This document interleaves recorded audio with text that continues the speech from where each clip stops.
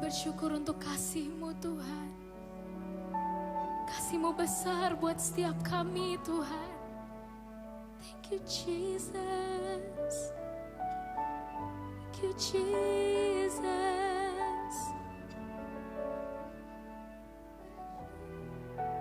Mari sama-sama naikkan pujian ini. Dengan apa kan ku balas segala kebaikan-Mu.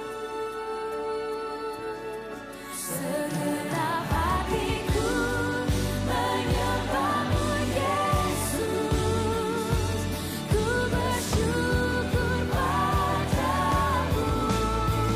Dengan apa kan ku balas segala kebaikan-Mu. Segenap hatiku menyembah-Mu Yesus. Ku bersyukur padamu. Dengan apa kan ku balas segala kebaikan-Mu. Segenap hatiku menyembah-Mu Yesus. Ku bersyukur padamu selamanya, selamanya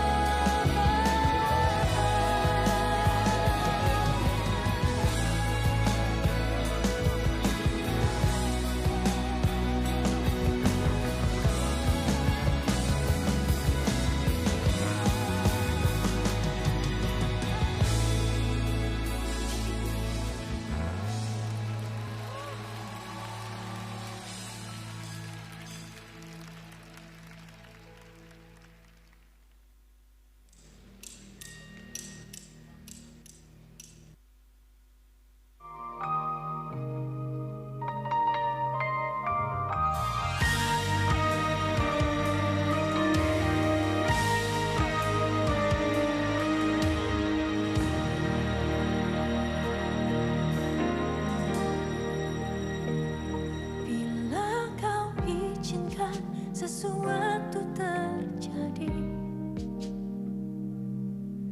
ku percaya semua untuk kebaikanku. Bila nanti telah tiba waktumu, ku percaya kuasa-Mu memulihkan hidupku. Waktu Tuhan pasti yang terbaik, walau kadang tak mudah dimengerti. Lewati cobaan, ku tetap percaya waktu Tuhan pasti yang terbaik.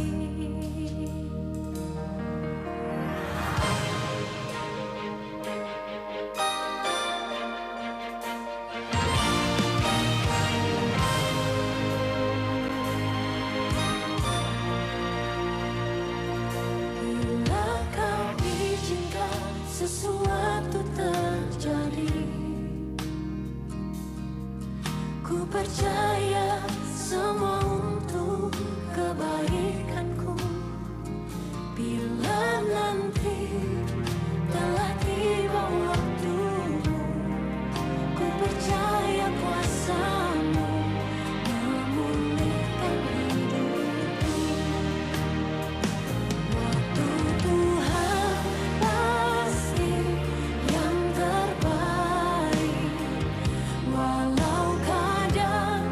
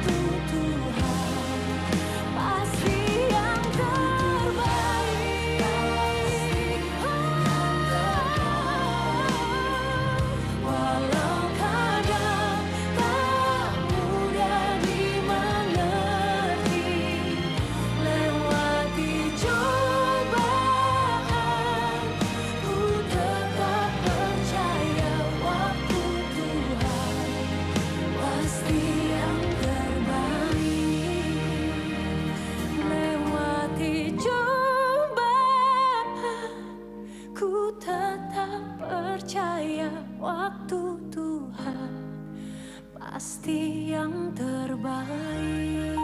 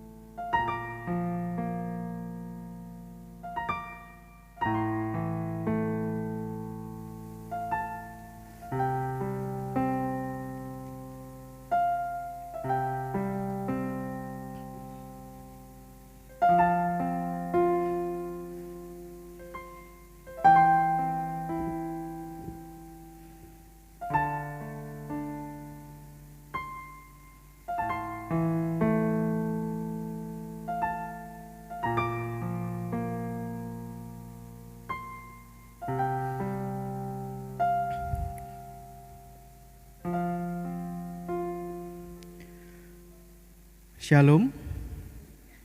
Kita sungguh bersyukur kepada Tuhan untuk hari ini. Tuhan boleh berikan kesempatan kepada setiap kita untuk boleh bersama-sama beribadah, walau masih ada di dalam peribadahan secara live streaming, secara online, tetapi kiranya semangat untuk tetap setia datang kepada Tuhan itu terus ada di dalam diri setiap kita. Saya mengajak setiap kita untuk bersama-sama bangkit berdiri. Kita akan memulai peribadahan kita pada hari ini. Mari kita mengambil saat teduh sejenak.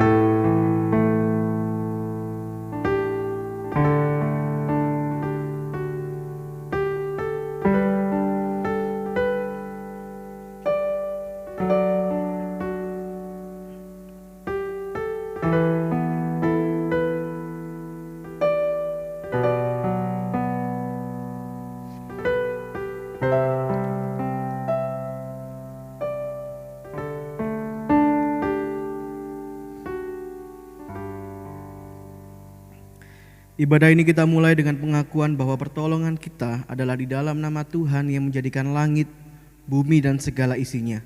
Dialah Allah yang tidak pernah meninggalkan hasil perbuatan tangannya. Kasih karunia dan damai sejahtera dari Allah Bapa, Allah Putra dan Allah Roh Kudus menyertai kamu sekalian. Amin. Mari bersama-sama kita memuji Tuhan. Yesus kami puja.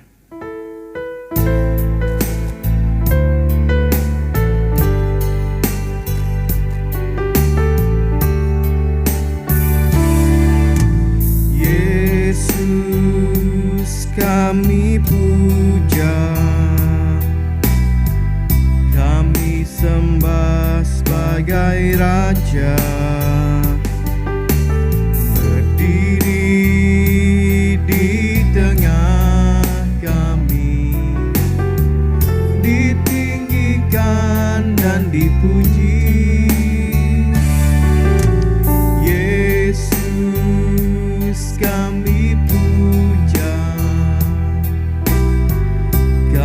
sembah sebagai Raja, berdiri di tengah kami, ditinggikan dan dipuji. Sembah dan puji, sembah dan puji penuhi tahta-Mu. Sembah dan puji penuhi tahta-Mu, sembah dan puji penuhi tahta-Mu.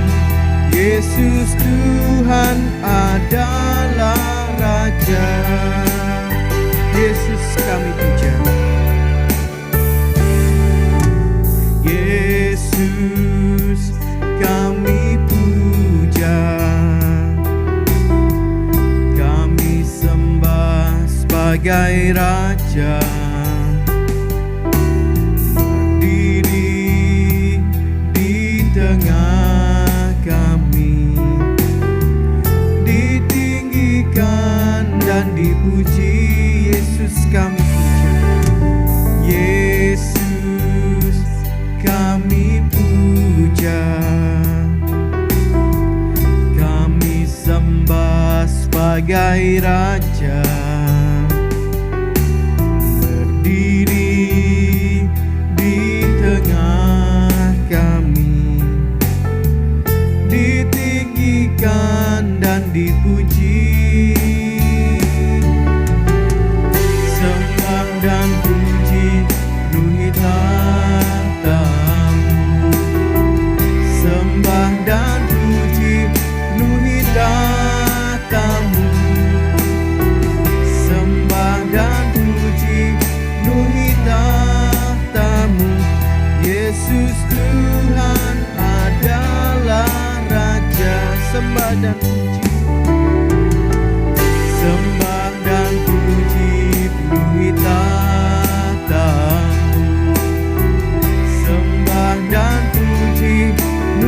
tahta-Mu. Sembah dan puji penuhi tahta-Mu. Yesus Tuhan adalah Raja. Sembah dan puji, sembah dan puji penuhi tahta-Mu. Sembah dan puji penuhi tahta-Mu. Sembah dan puji penuhi tahta-Mu. Yesus Tuhan adalah Raja. Yesus Tuhan adalah Raja. Yesus Tuhan adalah Raja.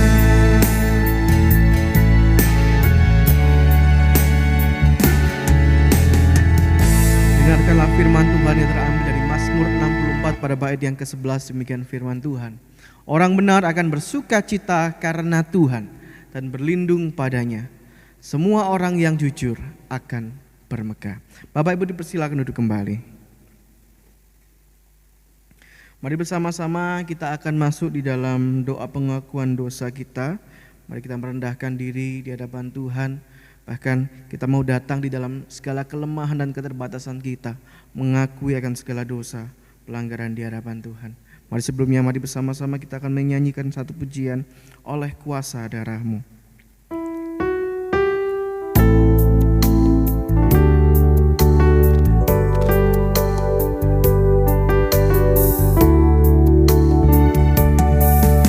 Saat ku masuk ke hadirat-Mu, bawa persembahan ke tempat kudus-Mu. Pujian ku naikkan, sembah ku berikan bagi-Mu Allah yang mulia. Kau layakkan, Kau layakkan ku menghampirimu, melihat tahta kemuliaan-Mu Tuhan.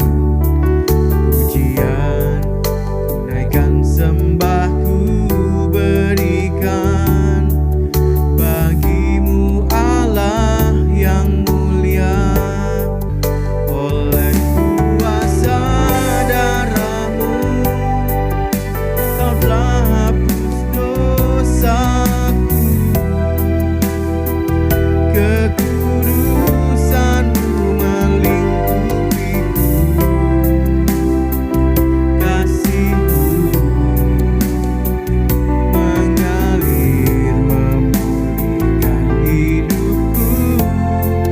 Sungguh besar anugerah-Mu, Kau selamatkan hidupku. Ku menjadi ciptaan yang baru oleh kuasa darah-Mu. Kau layakkan ku menghampirimu. Kau layakkan ku menghampirimu, melihat tahta kemuliaan-Mu Tuhan. Pujian ku naikkan, sembah ku berikan bagi-Mu Allah yang mulia. Oleh kuasa darah-Mu Kau telah hapus dosaku. Kekudusan-Mu melingkupiku. Kasih-Mu mengalir memulihkan hidupku. Sungguh besar anugerah-Mu,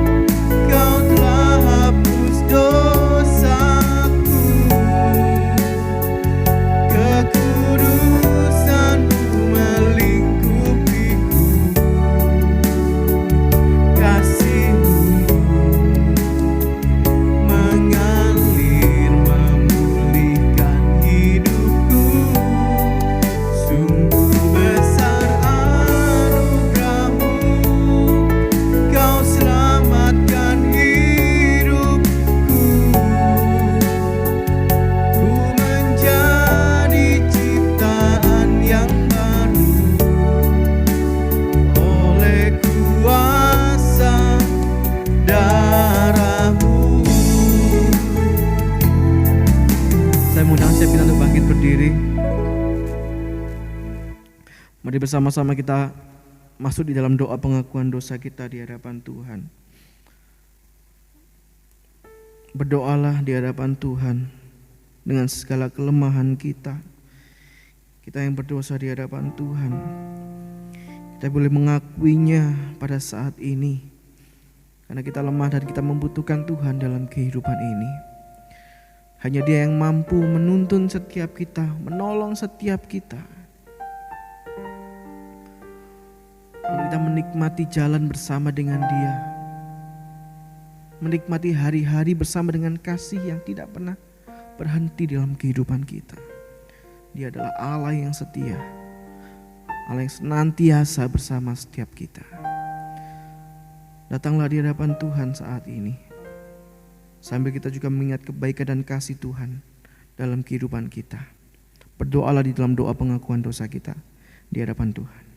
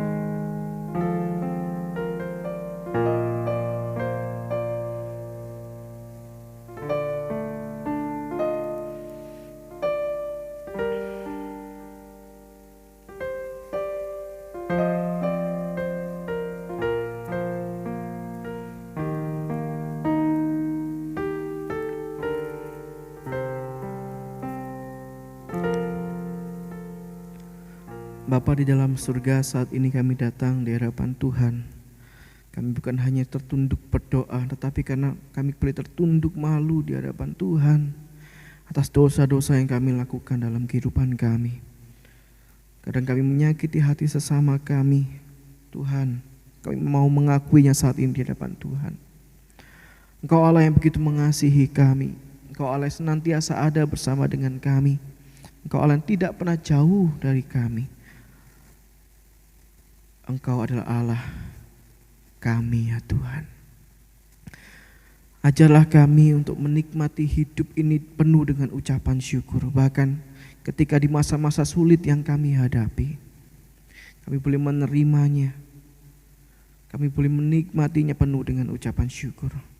Tuhan, saat ini kami datang di hadapan Tuhan, memohon Tuhan berikan kekuatan bagi kami untuk kami hidup sesuai dengan kehendak Tuhan, untuk kami hidup sesuai dengan jalan Tuhan.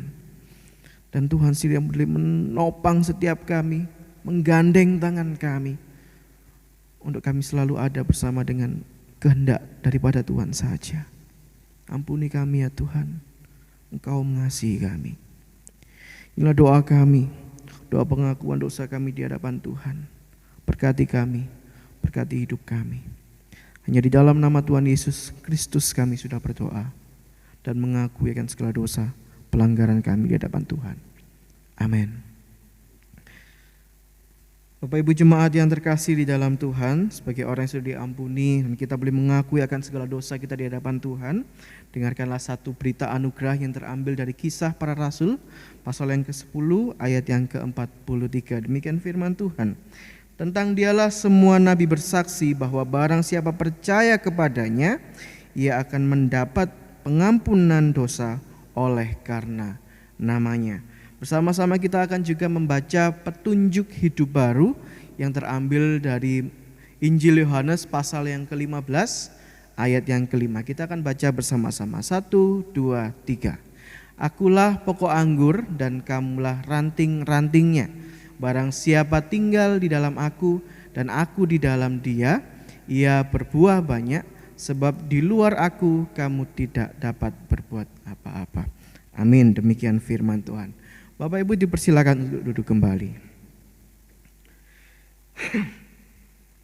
Mari bersama-sama kita akan mempersiapkan diri kita hati kita untuk kita boleh menerima berkat Tuhan melalui firman Tuhan yang akan disampaikan oleh hamba-Nya. Mari kita persiapkan hati dan diri kita bersama-sama memuji Tuhan. Apapun yang terjadi di dalam kehidupan kita, Tuhan mengasihi setiap kita. Dia selalu ada bersama dengan setiap kita. Kau berfirman.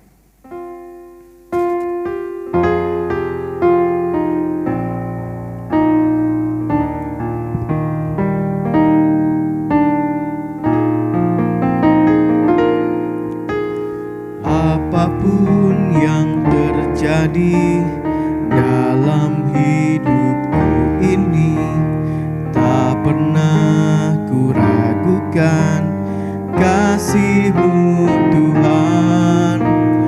Lewat gunung yang tinggi, dalam lembah yang curam, tak pernah ku ragukan janji-Mu Tuhan.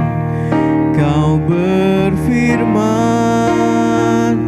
dan sembuhkanku, Kau bersabda dan selamatkanku. Tiada yang mustahil bagimu, Yesus, ku percaya padamu. Apapun yang terjadi dalam hidup ini, jangan pernah meragukan kasih Tuhan dalam kehidupan kita. Apapun yang terjadi dalam hidupku ini, tak pernah ku ragukan kasih-Mu Tuhan. Lewat gunung yang tinggi, dalam lembah yang curam, tak pernah ku ragukan janji-Mu Tuhan. Kau berfirman dan sembuhkanku, Kau bersabda dan selamatkanku. Tiada yang mustahil bagimu, Yesus, ku percaya padamu. Kau berfirman dan sembuhkanku, Kau bersabda dan selamatkanku. Tiada yang mustahil bagimu, Yesus, ku percaya padamu. Yesus, ku percaya padamu.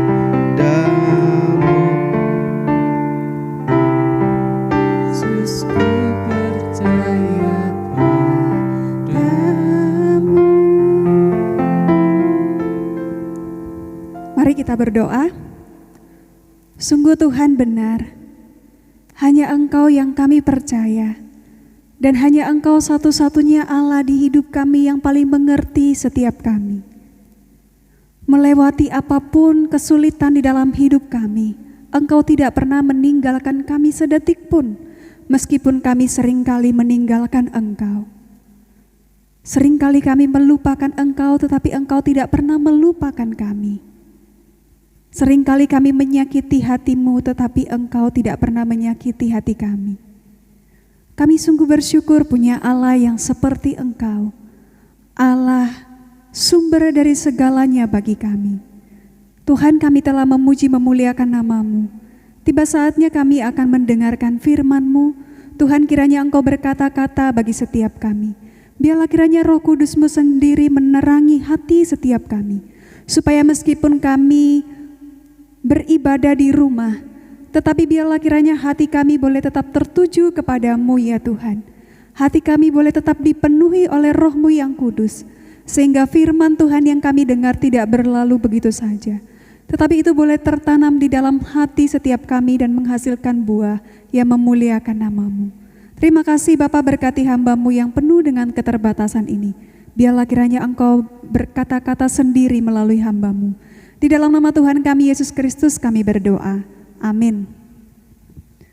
Selamat pagi jemaat yang dikasihi Tuhan. Senang banget hari ini bisa ketemu kembali. Udah lama kita nggak ketemu ya.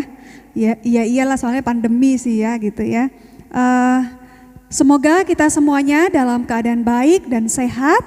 Hari ini kita akan belajar firman Tuhan bersama-sama dari Yohanes 15 ayatnya yang pertama hingga ayatnya yang ke-8. Yohanes 15 ayatnya yang pertama hingga ayatnya yang ke-8. Saya akan membacakannya bagi kita. Silakan Bapak Ibu boleh memperhatikannya di Alkitab kita masing-masing. Saya harap kita semua bisa membuka Alkitab kita masing-masing di rumah ya. Kita boleh menyimaknya. Yohanes 15 ayat yang pertama hingga ayatnya yang ke-8. Demikian bunyi firman Tuhan. Pokok anggur yang benar.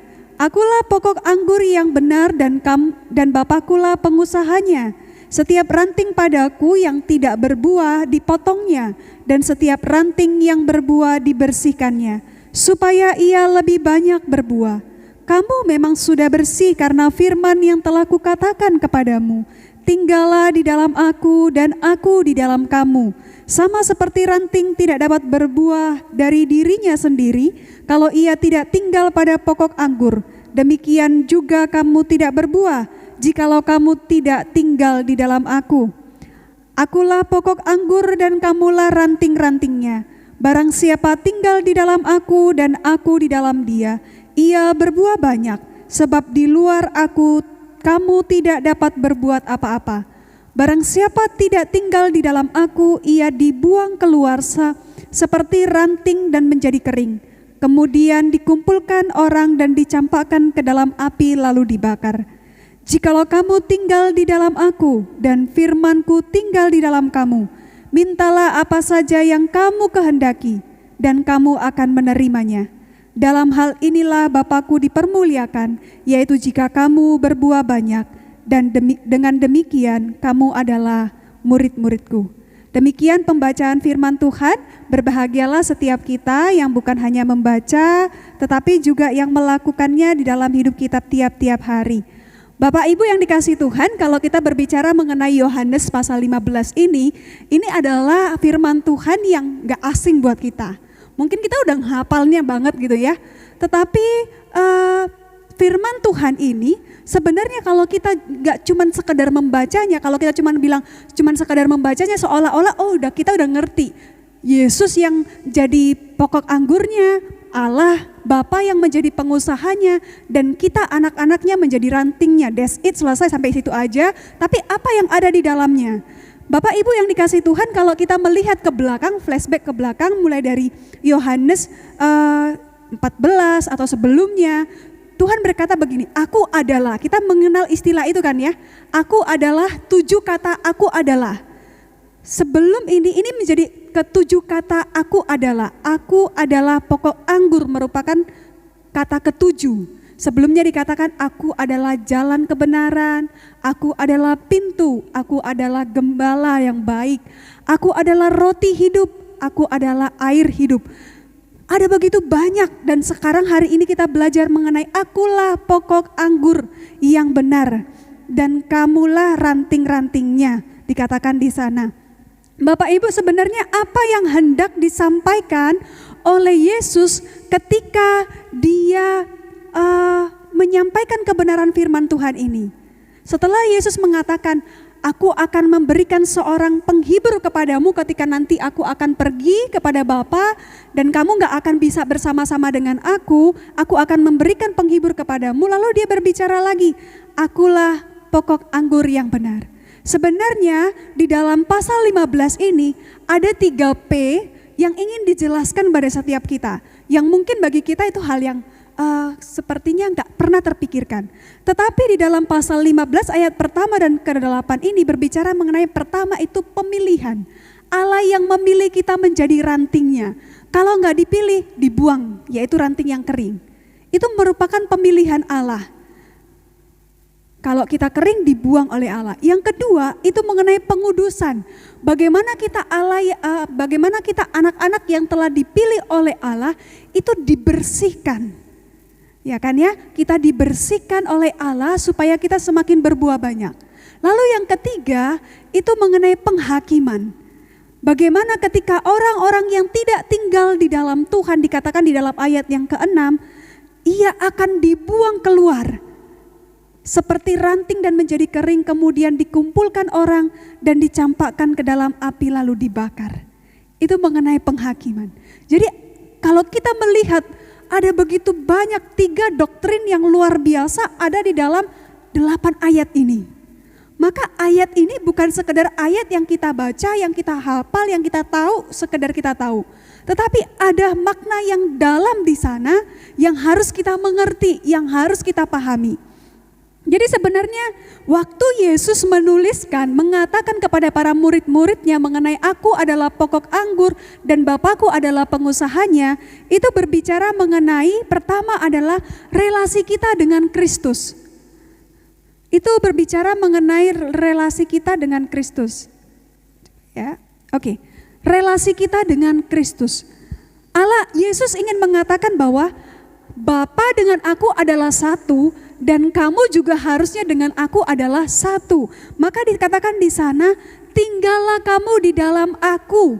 Ini berbicara mengenai relasi Allah, relasi Kristus dengan murid-muridnya. Dia ingin murid-muridnya menjalin relasi dengan dia meskipun nanti dia tidak bertemu dengan mereka muka lewat muka. Tetapi Yesus ingin mengajarkan kepada murid-muridnya bahwa kamu harus menjalin relasi dengan aku. Bapak Ibu yang dikasihi Tuhan, relasi di sini dibangun bukanlah relasi yang bersifat duniawi, melainkan bersifat spiritualitas atau totalitas hidup orang percaya. Bagaimana kita harus menjalin suatu relasi yang intim dengan Tuhan, yang bukan hanya sekedar percaya, yang bukan hanya sekedar mengetahui Allah, yang bukan hanya sekedar tahu bahwa Dia Allah yang dapat menyembuhkan, menolong, memberikan kekuatan dalam setiap persoalan kita, tetapi lebih daripada itu, bagaimana kita menyerahkan secara totalitas hidup kita kepada Allah. Menjalin relasi dengan Kristus bukan sekedar menjalin relasi seperti pasangan suami istri saja, tetapi juga menjalin relasi dengan Kristus. Itu lebih daripada itu, bagaimana kamu menunjukkan bahwa hidupmu bukan kamu lagi, tapi Kristus di dalamnya. Menunjukkan suatu hal yang lebih daripada yang dikatakan itu bersifat daripada spiritualitas, bukan duniawi lagi. Dan kalau kita melihat di dalam pokok anggur, pasti kita semua pernah minum anggur ya. Atau makan anggur deh, kita semua pasti pernah makan anggur dan anggur itu ada yang manis, ada yang kecut, begitu. Dan apa sih yang paling penting dari anggur itu? Pasti buahnya ya kan? Buahnya adalah yang paling penting. Maka ketika Yesus berbicara mengenai pokok anggur, dia berbicara mengenai bagaimana hidup kita sebagai orang Kristen itu harus berbuah. Menghasilkan buah, dan buah itu dapat dinikmati oleh orang.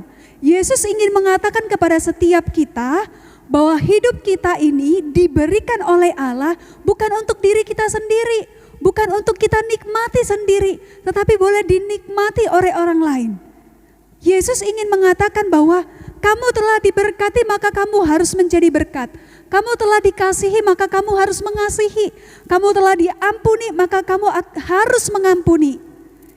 Itu yang Yesus ingin kita lakukan di dalam hidup kita sehingga buah itulah yang nampak. Kalau kita cuma berkata, oh aku orang Kristen, oh aku orang percaya Tuhan. Tetapi dalam hidup kita sehari-hari kita hanya untuk diri kita.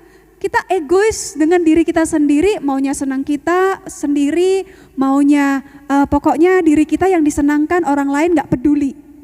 Begitu. Tetapi Yesus ingin mengatakan dengan adanya buah itu, mengenai pokok anggur itu, Yesus ingin mengatakan bahwa buah itulah yang penting di dalam hidup orang-orang percaya. Dan kalau kita melihat John Stott juga, John Stott juga mengatakan yang paling esensial dari pokok anggur adalah tanamannya yang bermanfaat. Artinya dia ada untuk menghasilkan buah. Ya kan ya? Anggur itu ada untuk menghasilkan buah. Kalau dia nggak menghasilkan buah, maka dikatakan apa? Dipotong, dibuang, bahkan dimatikan. Nggak ada gunanya. Karena yang paling penting daripada pokok anggur itu adalah buahnya. Begitu juga dengan hidup kita. Hidup kita sebagai orang percaya harus berbuah. Harus menjadi seorang Kristen yang hadir untuk orang lain, bukan untuk dirinya sendiri. John Calvin mengatakan begini, mengapa kita diselamatkan oleh Tuhan?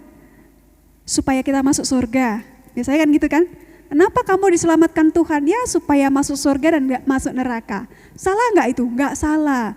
Kita memang diselamatkan untuk bertemu dengan Tuhan, mengalami kasih-Nya, melihat Dia. Tetapi itu bukanlah sesuatu hal tujuan yang paling utama. Tujuan yang paling utama ketika Tuhan menyelamatkan kita adalah untuk kita dapat menjadi perpanjangan tangan Allah untuk membawa kemuliaan bagi namanya. Maka dikatakan apa tujuan utama hidup manusia? Westminster berkata bahwa tujuan utama hidup manusia adalah untuk menikmati Allah, memuliakan Allah, dan menikmati Dia selamanya. Bapak Ibu yang dikasihi Tuhan, maka kenapa kita sebagai orang Kristen dikatakan itu harus memberitakan Injil? Karena Yesus ingin bahwa apa yang kita dapat itu bukan untuk diri kita sendiri, tetapi kita harus bagikan untuk orang lain.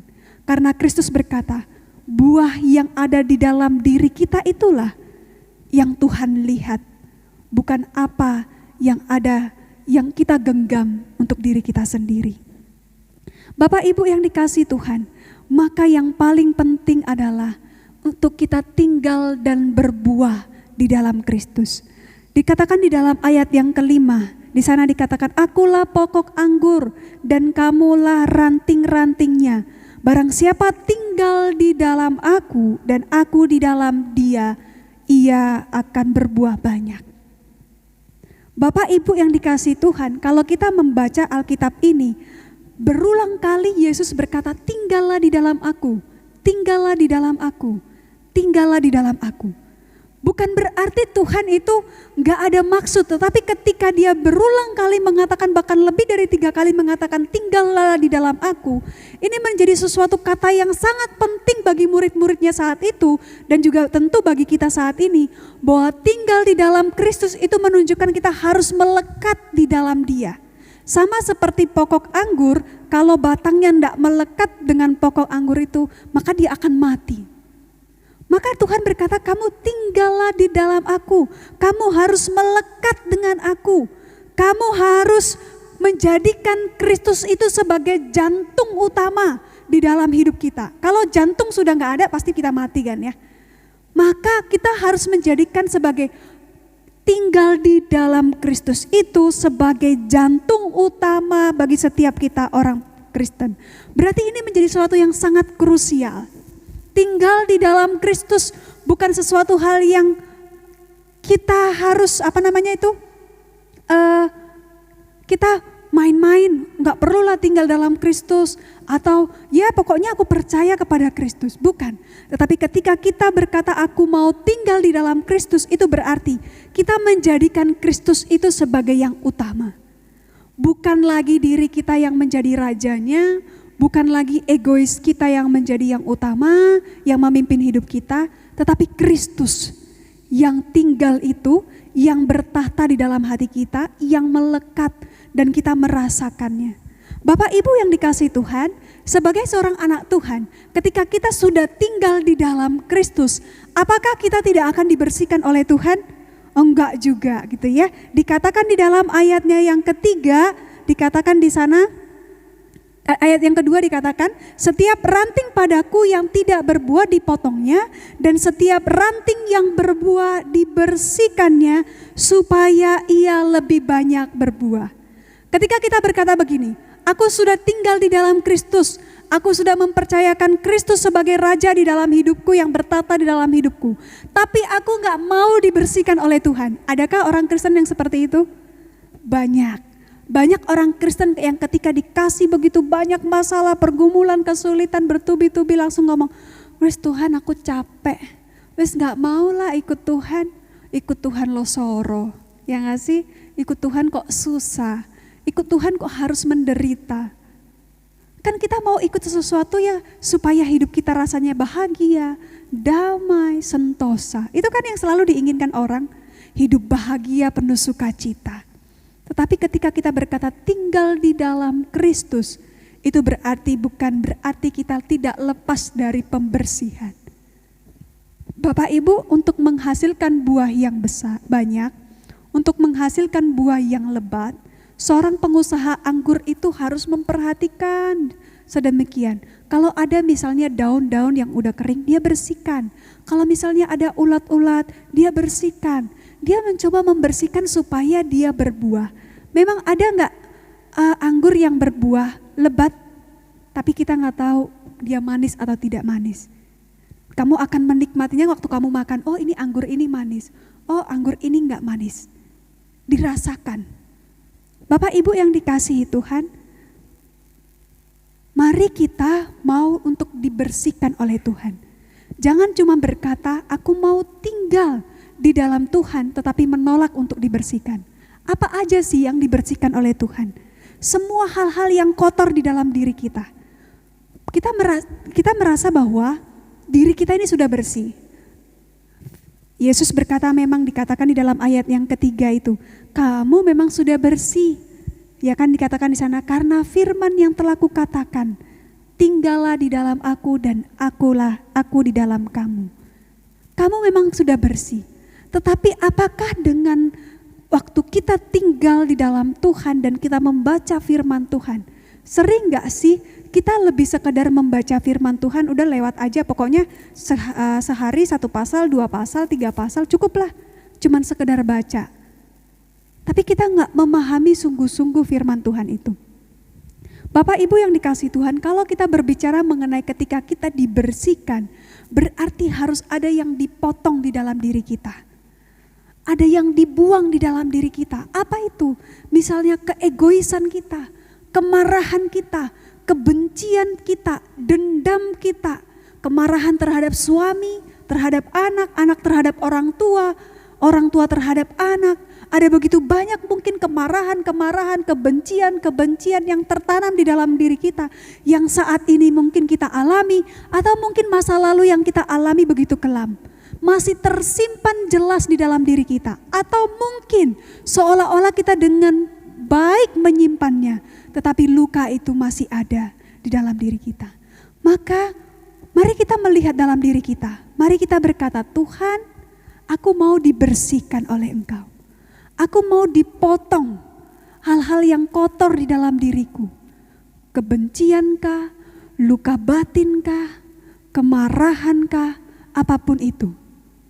Dan ketika kita mau dibersihkan, kita harus bersikap rendah hati di hadapan Tuhan. Kalau kita tidak rendah hati, kita nggak akan pernah bisa mau dibersihkan oleh Tuhan.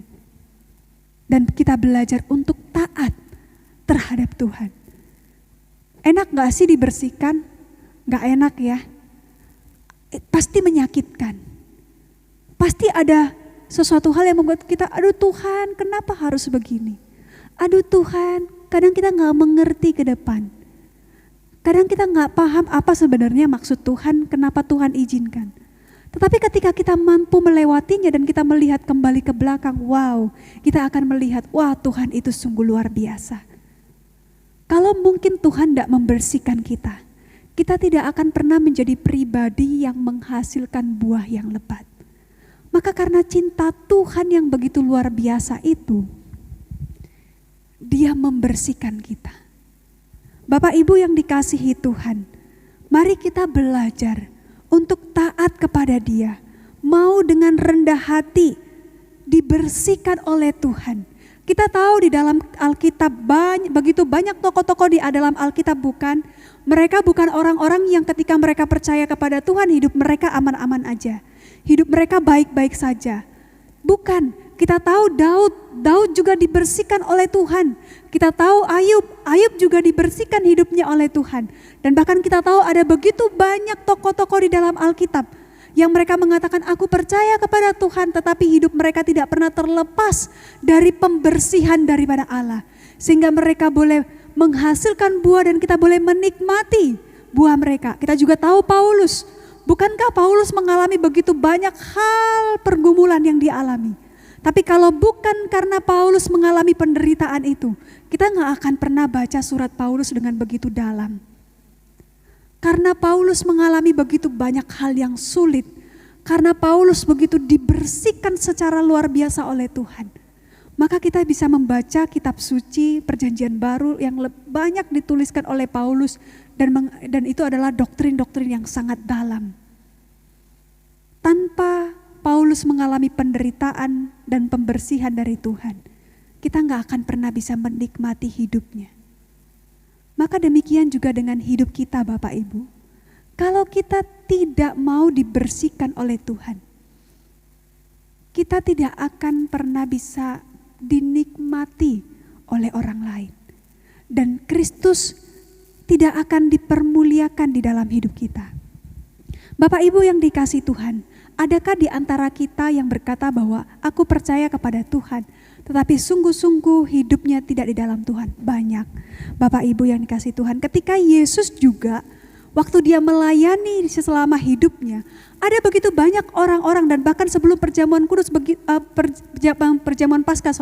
sebelum perjamuan Paskah, Yesus begitu banyak melakukan pekerjaan-pekerjaan Tuhan, karena dia tahu waktunya tidak lama lagi. Dan kalau kita melihat di sana, kalau kita baca itu di kitab Injil, di sana dikatakan banyak orang yang percaya kepada Kristus. Banyak orang yang percaya kepada dia karena melihat mukjizat yang dia lakukan.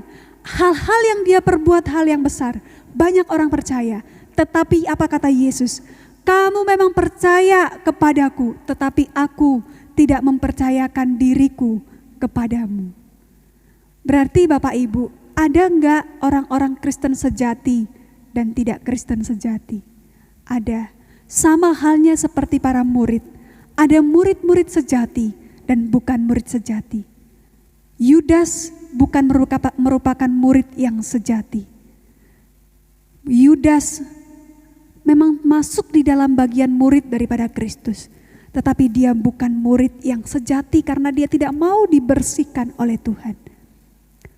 Maka Bapak Ibu yang dikasihi Tuhan, mari kita terus melihat di dalam diri kita. Kita melihat di dalam Yeremia 2 ayat 21 dikatakan, namun aku telah membuat engkau tumbuh sebagai pokok anggur pilihan, sebagai benih yang sungguh murni, betapa engkau berbuah menjadi pohon berbau busuk, pohon anggur liar. Ini menunjukkan Bapak Ibu, ada pokok anggur yang pilihan, ada pokok anggur liar. Bapak Ibu yang dikasihi Tuhan, kita melihat bahwa hidup kita ini, apakah sudah sungguh-sungguh tinggal di dalam Dia, melekat di dalam Dia. Sebab kalau kita melekat dan hidup di dalam Dia, maka kemuliaan Kristus itu pasti akan terpancar di dalam hidup kita. Dan orang akan melihat, wah inilah orang-orang yang cinta Tuhan. Bapak Ibu yang dikasihi Tuhan, cinta yang dalam kepada Kristus akan membuat kita senantiasa ingin tinggal di dalam Dia dan berbuah lebat yang akan memuliakan namanya. Kalau kita tidak mencintai Tuhan secara dalam, kalau kita tidak mengasihi Dia secara luar biasa, kita gak akan pernah mau tinggal di dalam Dia. Kita gak akan pernah mau diatur oleh Dia. Karena orang yang tinggal di dalam Dia adalah orang-orang yang mau diatur oleh Dia, dikuduskan oleh Dia, dipulihkan oleh Dia, dipotong oleh Dia, supaya kita berbuah lebat. Bapak Ibu yang dikasihi Tuhan, kalau kita melihat para bapak-bapak gereja, mulai dari Martin Luther, John Calvin, Zwingli, Bapak Gereja Agustinus, dan semua bapak-bapak gereja yang lain, bagaimana mereka begitu cinta Tuhan sehingga menghasilkan karya yang luar biasa. Dan kita boleh menikmati sekarang ibadah juga dengan luar biasa. Bapak Ibu yang dikasihi Tuhan, kita juga mengetahui ada begitu banyak para misionaris yang dengan rela mereka meninggalkan keluarga mereka karena mereka mendapatkan panggilan. Itu karena apa? Karena cinta mereka yang begitu dalam, karena kasih mereka yang begitu luar biasa terhadap Tuhan. Sehingga mereka merasa bahwa hidup mereka bukanlah sesuatu hal yang lagi penting untuk mereka pertahankan. Tetapi yang jauh lebih penting adalah nama Tuhan itu disebarkan lebih luas lagi. Banyak orang yang mendengarkan firman Tuhan. Bahkan di tempat-tempat terpencil pun mereka berani melakukannya. Bahkan hidup mereka yang menjadi taruhan pun mereka rela. Karena apa? Karena cinta. Karena mereka tinggal. Karena setiap orang yang tinggal di dalam Kristus selalu ingin menyenangkan hati. Bukankah kalau kita misalnya jatuh cinta atau bahkan yang sudah punya suami, sudah punya istri, bukankah kita lebih sering kali ingin menyenangkan mereka? Ya enggak? Atau kamu lebih suka buat istrimu atau suamimu marah? Enggak mungkin kan? Pasti kan kita mencoba ingin menyenangkan hatinya. Maka ketika kita juga jatuh cinta terhadap Tuhan, maka kita juga pasti ingin selalu dekat dengan Dia, selalu berdiam bersama Dia, dan selalu ingin mendengar suaranya. Dan waktu kita sudah dekat dan tinggal, kita juga nggak bisa menyimpan itu. Selalu ada dorongan di dalam diri kita untuk memberikannya itu kepada orang lain. Maka Bapak Ibu yang dikasihi Tuhan, biarlah kita yang sudah menjadi orang Kristen puluhan tahun, itu tidak menjadikan suatu hal yang mutlak bagi kita, bahwa kita sudah benar-benar tinggal di dalam Kristus. Akan ada begitu banyak hal yang akan dipotong, dibersihkan. Bapak Ibu, waktu saya mencoba mempersiapkan firman Tuhan ini, sepertinya simpel begitu ya. Tetapi waktu saya mencoba menggalinya, saya menangis Bapak Ibu. Karena apa? Tuhan, dibersihkan oleh Engkau bukanlah sesuatu hal yang mengenakkan. Dipotong oleh Engkau hal-hal yang enggak berkenan di hadapan-Mu bukanlah sesuatu hal yang mudah bagi saya. Tapi aku mau belajar taat Tuhan. Belajar taat untuk mau dibersihkan oleh Tuhan. Karena Engkau telah memilih aku untuk tinggal di dalam Engkau. Dan aku mau terus melekat menjadikan Engkau yang utama di dalam hidupku. Tidak mudah Bapak Ibu. Akan ada begitu banyak hal. Pernah gak kita merasa kita mencobai Tuhan? Saya pernah Bapak Ibu. Saya cukup nakal gitu ya. Saya merasa hidup saya begitu aman, damai, sentosa. Kira-kira tahun 2019. Saya merasa hidup saya tuh wah enak banget gitu ya. Gak ada masalah sama sekali, gak ada pergumulan, happy-happy pokoknya gitu ya. Terus coba nantang Tuhan. Tuhan, hidupku kok kayaknya biasa-biasa aja. Hidupku kok kayaknya gak ada yang luar biasa Tuhan. Ya memang aku menikmati Tuhan. Tetapi Tuhan, kalau misalnya ada yang tersembunyi di dalam diriku, yang mungkin aku gak tahu itu, tapi Tuhan mau bersihkan. Tuhan tolong bersihkan. Itu saya katakan kira-kira tahun 2020, bulan 7. Itu saya ngomong begitu, bulan 8 Bapak Ibu, Tuhan benar-benar kasih pergumulan. 8 tahun 2020, Tuhan benar-benar kasih pergumulan yang begitu berat, yang begitu sulit. Dan bahkan sampai hampir saja saya menyerah begitu. Tetapi kembali firman Tuhan itu mengingatkan. Tuhan berkata, kan kamu yang minta mau dibersihkan kan? Kan kamu yang minta mau menjadi anakku yang lebih aku kasihi kan? Inilah caraku. Apa yang harus kamu lakukan? Aku hanya bisa berkata, Tuhan, aku mau taat. Aku mau taat meskipun itu menyakitkan. Dan benar Bapak Ibu, ketika dilakukan pembersihan, kalau kita tidak taat, itu lebih menyakitkan. Maka mari kita belajar untuk taat dan rendah hati. Kita akan merasakan hasilnya itu nanti. dan juga orang akan melihat. Mintalah Tuhan terus menguatkan.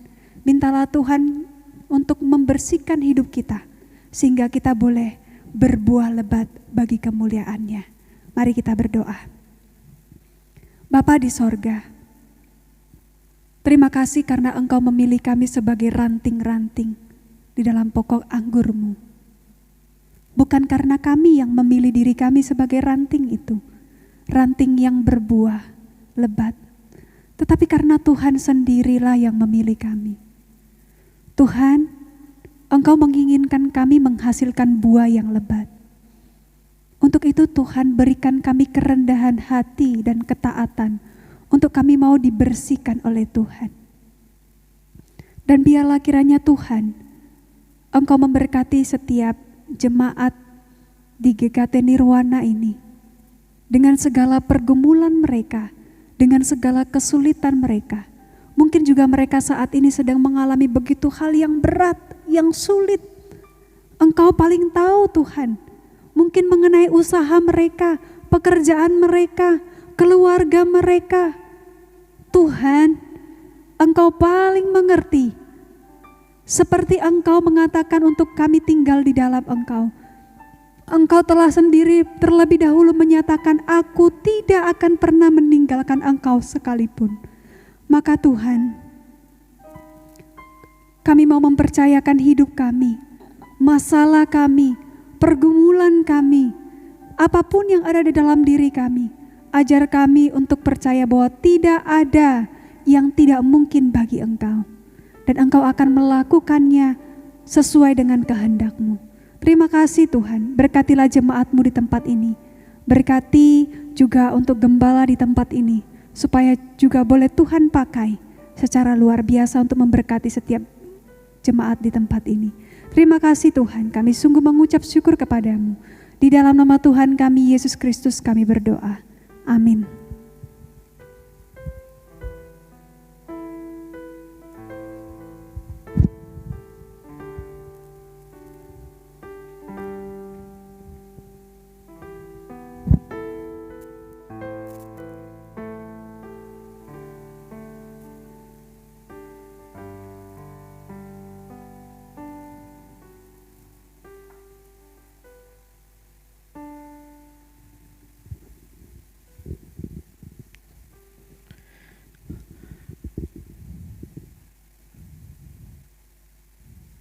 Baik Bapak Ibu jemaat yang terkasih di dalam Tuhan, kita bersyukur untuk firman Tuhan yang boleh kita dengarkan.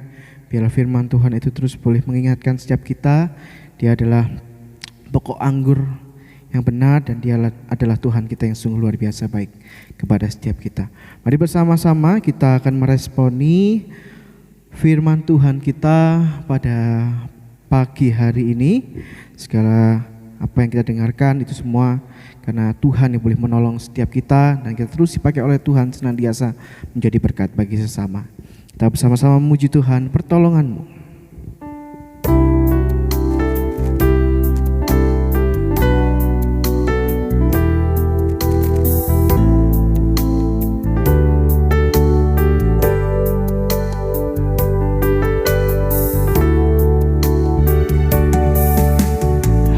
Hatiku tenang berada dekat-Mu, Kaulah jawaban hidupku.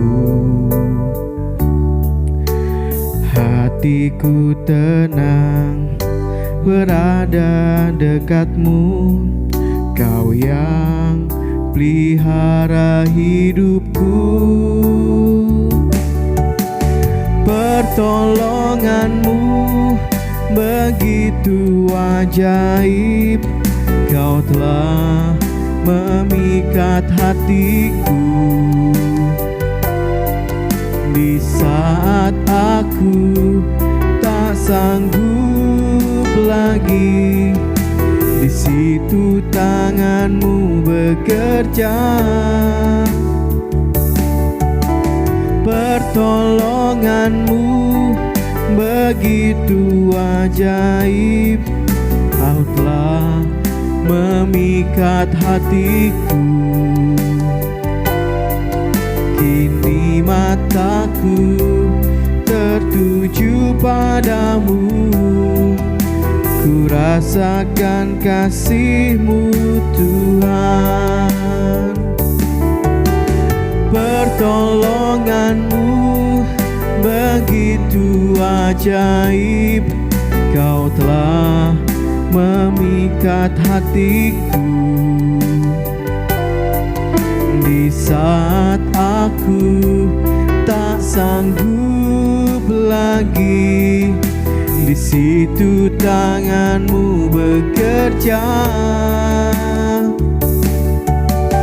Pertolongan-Mu begitu ajaib, Kau telah memikat hatiku. Kini mataku tertuju padamu, ku rasakan kasih-Mu Tuhan. Kini mataku tertuju padamu, ku rasakan kasih-Mu Tuhan. Mari saya mengajak setiap kita untuk bangkit berdiri. Bersama-sama kita akan mengikrarkan pengakuan iman kita seturut dengan pengakuan iman rasuli yang berbunyi demikian. Aku percaya kepada Allah, Bapa yang Maha Kuasa, Halik langit dan bumi, dan kepada Yesus Kristus, Anak-Nya yang tunggal Tuhan kita, yang dikandung dari Roh Kudus, lahir dari anak darah Maria, yang menderita sengsara di bawah pemerintahan Pontius Pilatus, disalibkan, mati dan dikuburkan, turun ke dalam kerajaan maut, pada hari yang ketiga bangkit pula dari antara orang mati, naik ke surga, duduk sebelah kanan Allah, Bapa yang Maha Kuasa, dan dari sana Ia akan datang untuk menghakimi orang yang hidup dan yang mati. Aku percaya kepada Roh Kudus, gereja yang kudus dan persekutuan orang kudus, pengampunan dosa, kebangkitan tubuh dan hidup yang kekal. Amin. Bapak Ibu dipersilakan duduk kembali. Mari bersama-sama kita akan mengambil sikap berdoa. Kita akan masuk dalam doa syafaat. Saya akan memimpin doa syafaat kita pada hari ini. Mari kita berdoa. Bapa di dalam surga, kami sungguh bersyukur, berterima kasih karena Engkau selalu mengasihi kami dalam perjalanan hidup yang kami lalui. Ada suka, ada duka, itu semua karena Tuhan juga yang ada di dalam hati dan hidup kami. Kami sungguh bersyukur memiliki Allah yang begitu baik seperti Engkau, Allah yang senantiasa ada bersama dengan setiap kami. Engkau tidak pernah jauh daripada kehidupan kami.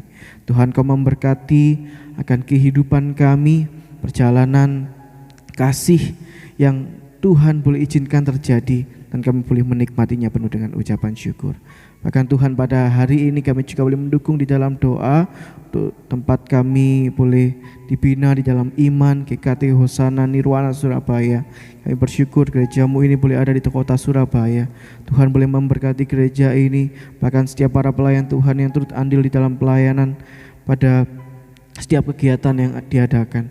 Tuhan, kami boleh berdoa pada hari ini, kiranya Tuhan terus menolong bahkan setiap pergumulan yang dihadapi, bahkan kerinduan-kerinduan, rencana-rencana, biarlah Tuhan sendiri yang boleh menolong dan memberkati hamba Tuhan, majelis gereja, para aktivis, setiap para pelayan-Mu Tuhan yang lain juga. Tuhan berikan kesatuan hati untuk mengembangkan pelayanan di gereja ini. Menyerahkan untuk setiap jemaat-Mu dimanapun mereka berada, mungkin mereka yang saat ini boleh menikmati peribadahan, kiranya Tuhan boleh menolong mereka, kehidupan mereka hari lepas hari, di dalam pergumulan mereka, dalam kehidupan kerohanian mereka juga ya Tuhan. Kiranya kehidupan mereka pun boleh melihat sekali lagi bahwa mereka terus mau mengingat akan kebaikan dan kasih Tuhan dalam kehidupan.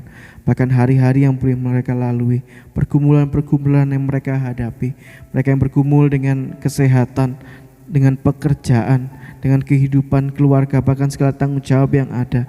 Tuhan, kami boleh berdoa kiranya Tuhan boleh memberkati dan menolong setiap mereka. Bangsa dan negara ini kami juga turut mendoakan ya Tuhan, pemerintahan mereka yang boleh memimpin di dan bertugas di pemerintahan pusat bahkan sampai ke daerah. Tuhan, kami berdoa supaya hikmat yang daripada Tuhan ada di dalam kehidupan mereka, bahkan setiap keputusan-keputusan dan kebijakan yang diambil adalah baik untuk mensejahterakan rakyat Indonesia ini. Rinduan kami untuk kami terus lebih lagi dekat dengan Tuhan dan dipakai oleh Tuhan menjadi berkat bagi sesama. Inilah doa kami yang kami naikkan, segala pujian, hormat dan syukur kami naikkan hanya di dalam nama Tuhan Yesus. Kami sudah berdoa dan bersyukur. Amin.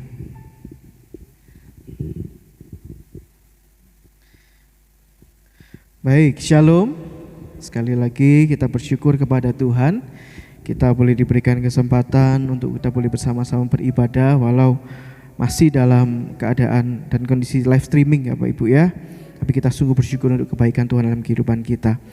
Saya mewakili majelis GKT Hosana Nirwana Surabaya akan membacakan warta gereja, warta jemaat pada minggu ini, hari Minggu 21 Maret 2021. Terima kasih kepada setiap para pelayan Tuhan yang sudah melayani, untuk tim multimedia, musik, juga penginjil Rista yang sudah melayani kita pada hari ini. Kiranya Tuhan boleh memberkati di dalam berjalan hidup ke depan dan bahkan dipakai oleh Tuhan menjadi berkat bagi sesama. Kemudian Bapak Ibu ada pengumuman juga bagi Bapak Ibu yang ingin memberikan persembahan bisa melalui transfer ya, melalui Bank BRI dengan nomor rekening yang tersedia di layar LCD atas nama Gereja Kristus Tuhan.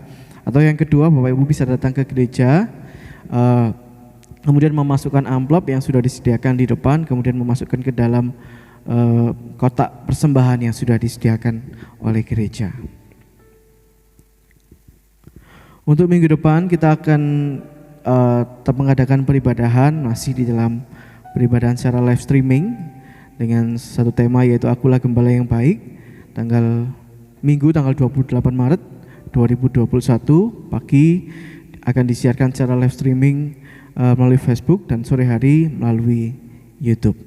Nah, gereja menghimbau kepada seluruh jemaat sekali lagi untuk tetap mematuhi protokol kesehatan dari pemerintah ya.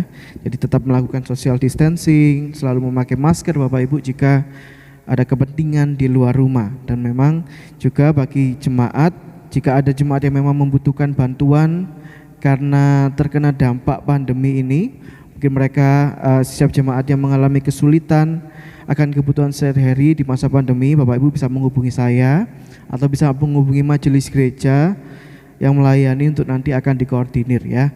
Bapak Ibu jangan sungkan sekali lagi untuk bisa share kepada kita tentang segala kebutuhan, mungkin kesulitan ya di tengah pandemi ini. Jangan sungkan untuk berbagi, nanti kita akan bantu, gereja akan bantu untuk mengkoordinir ya. Kemudian minggu depan pada 2 April ya, 2 minggu lagi berarti, Jumat 2 April 2021 akan diadakan perjamuan kudus di dalam peribadahan ibadah Jumat Agung. Bagi Bapak Ibu jemaat yang ingin ikut di dalam, turut ambil bagian di dalam perjamuan kudus, Bapak Ibu bisa mengambil anggur dan roti perjamuan di gereja pada hari Kamis tanggal 1 April ya. Dan juga bagi jemaat ada yang kesulitan untuk mengambil roti dan anggur, nanti akan dibantu untuk diantar ya, diantar ke rumah, dan tentunya harus menghubungi majelis atau juga hamba Tuhan yang melayani. Dan tanggal 2 ini, 2 April 2021 pada hari Jumat akan diadakan ibadah Jumat Agung yang akan dilayani oleh Pendeta Linus Baito dan ada perjamuan kudus. Tetap ibadah hari Jumat jam 9 pagi melalui Facebook dan sore hari melalui YouTube. Dan hari Minggunya kita akan mengadakan ibadah Paskah, perayaan Paskah dengan satu tema, jangan takut, pergi dan katakanlah. Ini diambil dari satu frasa yang akan kita renungkan bersama-sama. Akan dilayani oleh Pendeta Linus Baito pada hari Minggu tanggal 4 April 2021, dan ini hanya disiarkan melalui channel YouTube saja pagi hari ya. Jam 9 pagi Bapak Ibu bisa mengikuti peribadahan. Dan bagi Bapak Ibu jemaat yang belum mendapatkan e-warta ya, warta elektronik ya, nanti Bapak Ibu bisa menghubungi saya atau kepada majelis gereja untuk nanti bisa mendapatkan warta pada minggu ini, warta elektronik. E-warta tanggal 21 Maret 2021. Baik, itu saja warta kita pada hari ini. Jika Bapak Ibu sekalian ada yang ingin tanyakan bisa menghubungi saya, nomor handphone saya, atau langsung telepon gereja juga tidak apa-apa, atau Bapak Ibu bisa menghubungi majelis yang melayani, nanti akan dibantu. Baik, mari bersama-sama kita akan mengakhiri peribadahan kita pada hari ini. Saya mengajak setiap kita untuk bangkit berdiri. Segala pujian hormat hanya bagi Tuhan. Kita pujikan doksologi, kita terima berkat Tuhan, dan kita akhiri dengan pujian amin. Doksologi.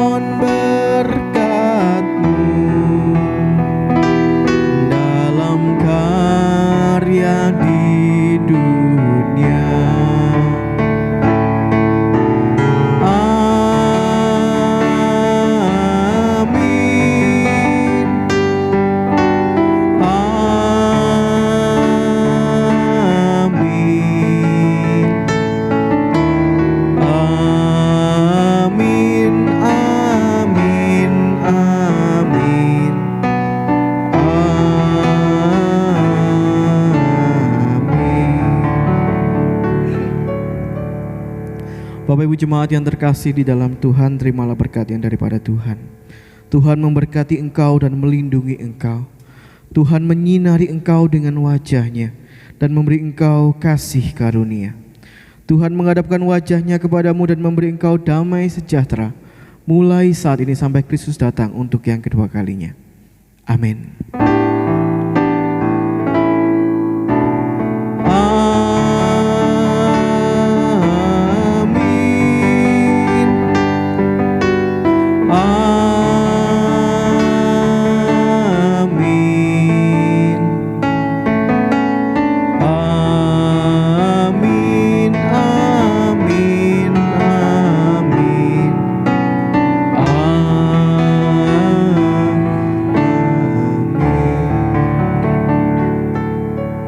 Silakan duduk, silakan mengambil saat teduh. Ibadah selesai, Tuhan Yesus memberkati.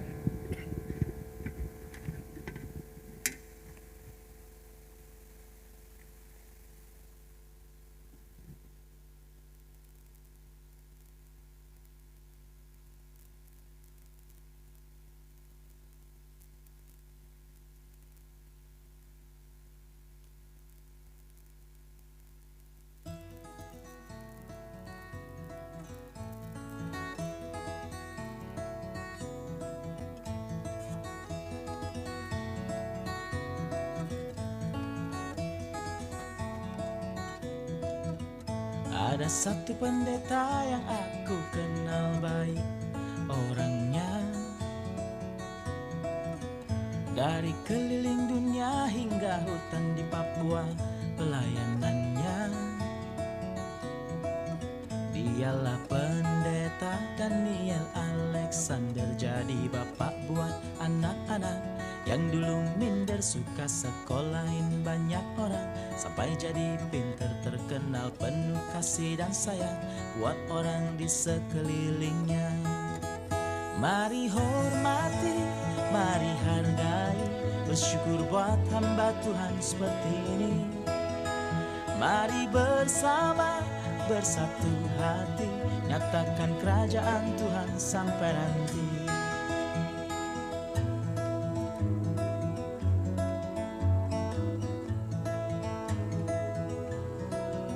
Yang ini aku belum kenal, tapi dia sudah sangat terkenal. Kalau ngomong penyembahan, janganlah gila dia dipertanyakan. Dialah pendeta Niko Raharjo, biasa dipanggil dengan Insinyur Niko. Gak banyak bicara, tapi nempel di telinga lagunya yang sederhana sudah menuai banyak jiwa. Mari hormati, mari hargai, bersyukur buat hamba Tuhan seperti ini. Mari bersama, bersatu hati, nyatakan kerajaan Tuhan sampai nanti. Di luar sana masih banyak yang lainnya, belajar dari mereka, hamba Tuhan yang luar biasa. Di luar sana masih banyak yang lainnya, belajar dari mereka, hamba Tuhan yang gak ada matinya.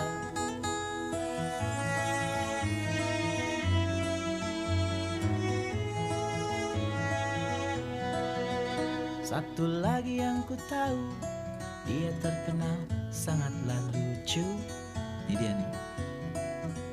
Dari mulai dia gemuk, lalu kurus, dan sekarang gemuk lagi.